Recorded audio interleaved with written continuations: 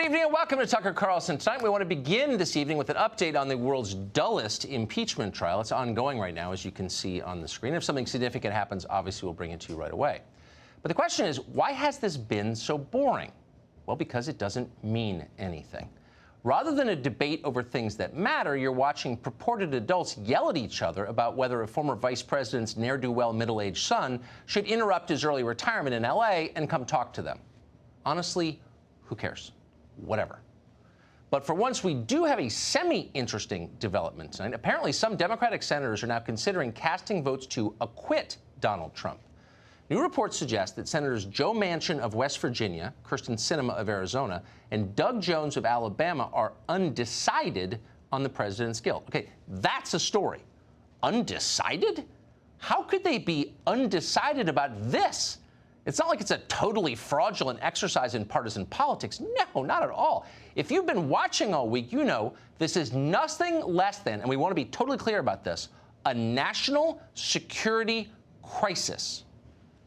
President Trump is a clear and present danger to our free and fair elections and our national security. The president is an ongoing threat to our national security. The president betrayed our national security and undermined the security of our elections. Donald Trump has been and remains a threat to our national security. He undermined America's national security and compromised our national security so that he could keep power. He harmed America's national security. We must act without delay. Did you hear that? Are you listening carefully? Are you taking notes? The president undermined American national security, and he did it on purpose. You know what that is? It's treason, as they'll tell you on Twitter.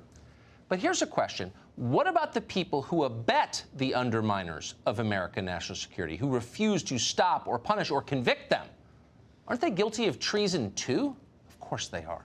At the very least, they're collaborators. In fact, it might not be long before we're watching the impeachment trials of Joe Manchin, Doug Jones, and Kyrsten Sinema. Because, ladies and gentlemen, let's not forget what is at stake here. It's not simply America that was betrayed by Donald Trump's notorious phone call. It was, perhaps far more importantly, the noble people of Ukraine, the Ukrainians, as we call them, our most important allies in the global war against Putinism. Listen to noted America defender Adam Schiff explain. The widely accepted fact of Ukraine's importance to our national security makes President Trump's abuse of power and withholding of vital diplomatic and military support all the more disturbing.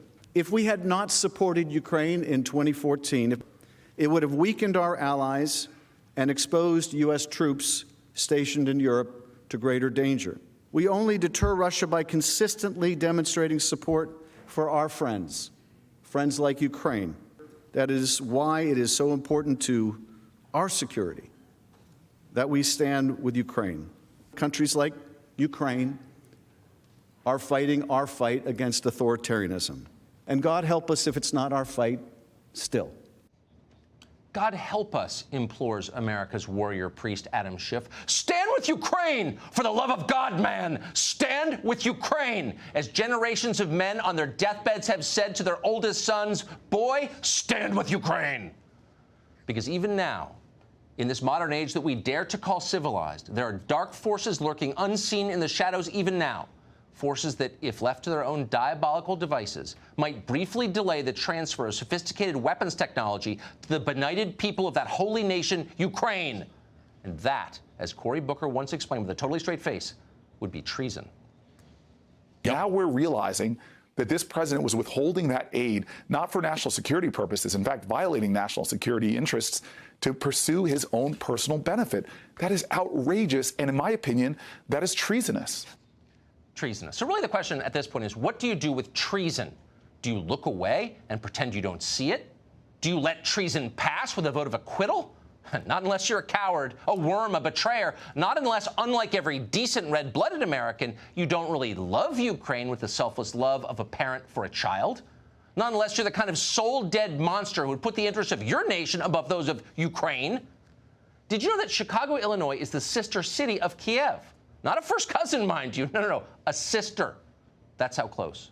Though physically distant, Ukraine is spiritually near, effectively the 51st state.